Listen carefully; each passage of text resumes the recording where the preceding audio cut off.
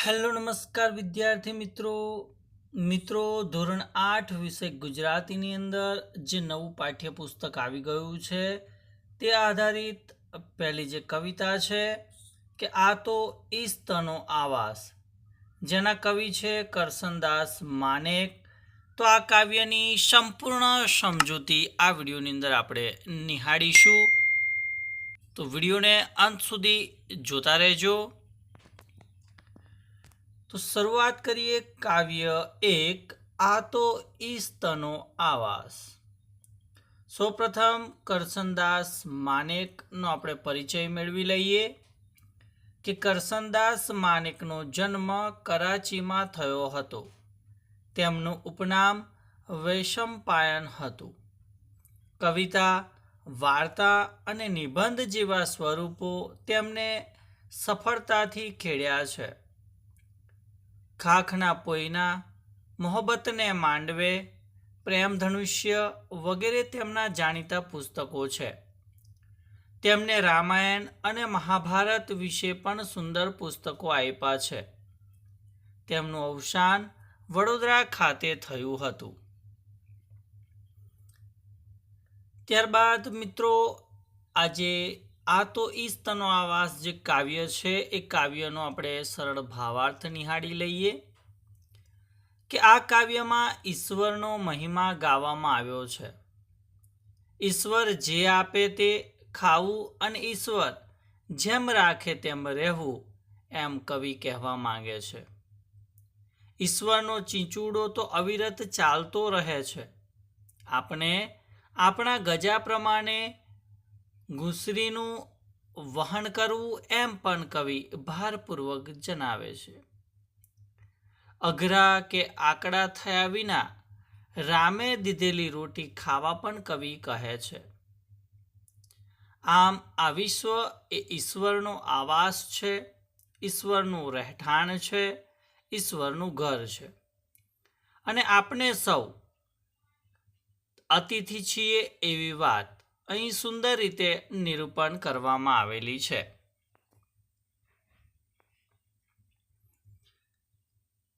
હવે મિત્રો, કાવ્યની સમજૂતી મેળવીશું કે આ તો ઈસ્તનો આવાસ, તું આમંત્રિત અતિથિ એનો, નહીં સ્વામી નહીં દાસ, આ તો ઈસ્તનો આવાસ. તો આ પંક્તિની સમજૂતી જોઈએ તો કવિ કરસનદાસ માનેકજી કહે છે કે આ સમગ્ર પૃથ્વી એ ઈશ્વર એટલે કે ભગવાનનો આવાસ છે, એટલે કે રહેઠાણ છે, ઘર છે. આપણે સૌ તેઓએ આમંત્રિત કરેલા મહેમાનો છીએ. આ ભગવાને બનાવેલા આવાસનો કોઈ સ્વામી હોતો નથી કે કોઈ તેનો દાસ હોતો નથી, એવું આપણને આ પ્રથમ પંક્તિની અંદર કહેવામાં આવેલું છે. ત્યારબાદ, એ પીરસે તે ખાતું રસથી, એ આપે તે લે, એના જનને તારા ગણીને, એ રાખે તેમ રહે, વેર તો પતિપડ હેતનું હાસ, આ તો ઈસતનો આવાસ. તો આ પંક્તિની આપણે સમજૂતી જોઈએ તો ભગવાન જે આપે એ સહર્ષ સ્વીકારી લેવું જોઈએ. ભગવાન આપણને જે આપે છે તેને આપણે ખુશીથી સ્વીકારી લેવું જોઈએ.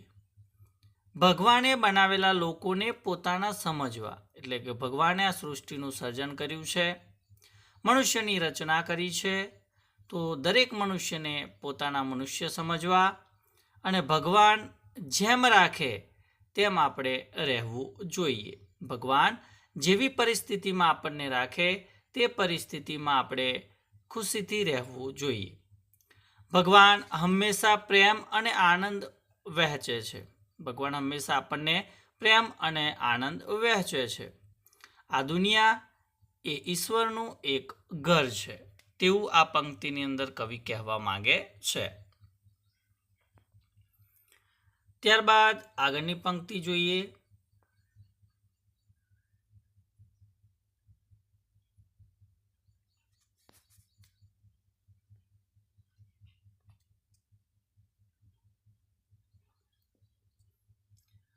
અખંડ ચાલે બ્રહ્મ ચીચુડો, કોઈ તાને કોઈ માને, તું નવરો નવ રહેજે વહેજે દૂસરી ગજા પ્રમાણે, કામમાં નાવે કદીય કચાસ, આ તો ઈસતનો આવાસ. તો આ પંક્તિની અંદર કવિ કહેવા માંગે છે કે દુનિયામાં કામ હંમેશા ચાલતું રહે છે. કોઈ કામ કરે છે અને કોઈ એનો આનંદ લે છે. બરાબર, દુનિયાની અંદર તો કામ હંમેશા ચાલતા જ હોય. ઘણા વ્યક્તિઓ છે કામ કરતા હોય છે, જ્યારે ઘણા વ્યક્તિઓ છે એ માત્ર કામનો આનંદ લેતા હોય છે. તમે નવરા ન બેસો, તમારે સતત ને સતત કામ કરતા રહેવાનું છે, પણ તમારી ક્ષમતા પ્રમાણે કામ કરો. કામ તો તમારે કરવાનું છે, પણ પોતાની ક્ષમતા પ્રમાણે તમારે કામ કરવાનું છે. કામ કરવામાં ક્યારેય પાછી પાની કરવી જોઈએ નહીં. આ દુનિયા એ ભગવાનનું ઘર છે, એવું વારંવાર કવિ કહે છે. આગળની પંક્તિ છે કે તું અથરો નવ થાજે, જાવા નવ રહેજે વળી ચોટી, સૌ સાથે વહેંચીને ખાજે રામની દીધેલ રોટી, સુધા સમ સમજી સહિયારી છાસ, આ તો ઈશતનો આવાસ. તો આ પંક્તિની અંદર કવિ કહે છે કે કોઈની સાથે અથડામણ ન કરતો, કોઈની સાથે વળગી પણ ન રહેતો. ભગવાન આપે તે રોટલી, એટલે કે ભગવાન જે પણ આપે એ બધા સાથે વહેંચીને તારે ખાવાનું હોય છે. સહિયારી છાસને અમૃત સમાન ગણવાની. આ દુનિયા એ ભગવાનનું ઘર છે, એ મુજબ આપણે વર્તન કરવાનું હોય છે. મિત્રો, આ કાવ્ય આધારિત કેટલાક શબ્દાર્થ છે, એ શબ્દાર્થ જોઈ લઈએ. કે આવાસ એટલે ઘર અથવા રહેઠાણ, ઈશ એટલે ભગવાન પરમાત્મા, અતિથિ એટલે કે મહેમાન પરોણો, સ્વામી માલિક ધણી, દાસ એટલે સેવક અથવા નોકર, પીરસે તો કે ભાઈ ભોજન આપે સર્વ કરે, રસથી તો સ્વાદથી અથવા આનંદથી, જનને તો લોકોને માણસોને, વેરતો તો ફેલાવતો આપતો, હેત તો પ્રેમ અને સ્નેહ, હાસ તો આનંદ અને ખુશી, અખંડ તો આખું અને પૂરેપૂરું, બ્રહ્મચીચોડો તો સતત ચાલતી પ્રક્રિયા, તાને તો ખેંચે અથવા મહેનત કરે, માને તો આનંદ લે ઉપભોગ કરે, નવરો તો ખાલી અથવા નકામો, રહેજે તો રહેજે રહેવું, દૂસરી તો બળદોના ખભા પર રખાતું લાકડું, ગજા પ્રમાણે તો શક્તિ અનુસાર યોગ્યતા મુજબ, કચાસ તો ખામી અથવા ઓછપ થશે.